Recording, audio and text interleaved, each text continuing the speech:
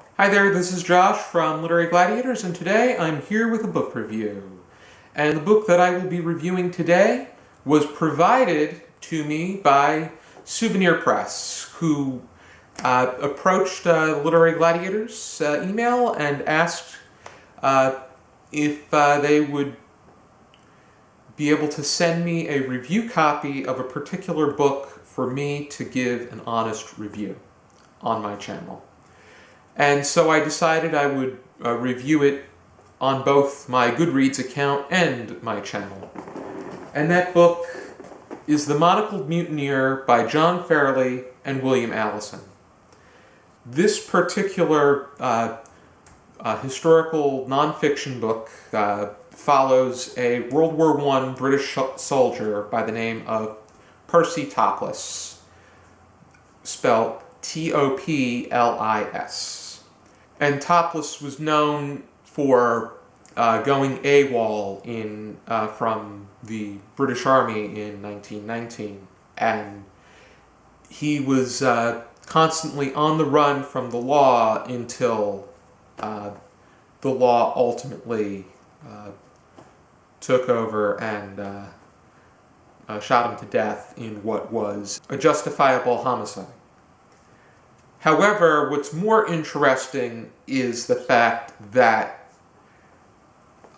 during the mid-1910s, which was during the heat of World War I, especially for the British, Toplis engaged in what's known as the Etaples Mutiny, which he revolted against the authorities because they were treating their soldiers inhumanely, giving them poor rations when it came to food, and this particular mutiny resulted in Toplis placing a target on his back that really did not help his reputation any.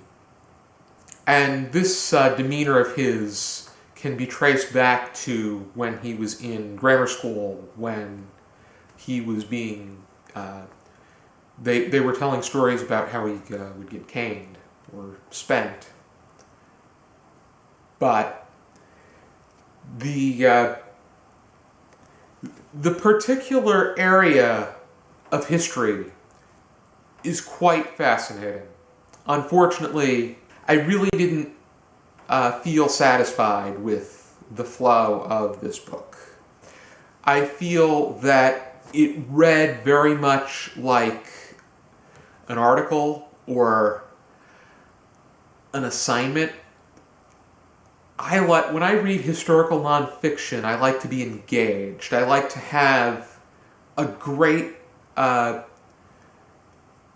like to know who I'm reading about. I like to know about their background. I like to know about their attitude.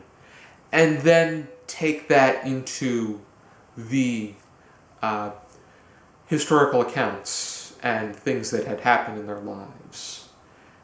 In this case, I felt that I was a bit detached, and that anything that I read in this book was something that I could have looked up in a newspaper article. And I wish I knew a bit more about Toplis. I wish I knew a bit more about his family and the people that were involved in the mutiny, whether it be people that were revolting or the people that they were revolting against. And I felt that this detachment created a bit of a strain, and it very much, I felt lost, and it was hard to reattach myself to the story at hand. I cannot recommend this book. I'm great. I highly appreciate the opportunity to review this, but I can't say that this is something worth reading. And I gave it 2 stars out of 5 on my Goodreads. I think one good thing about this book, though, is that it smells like roasted chicken, which makes me a bit hungry for roasted chicken. And I think that that was an accomplishment within itself.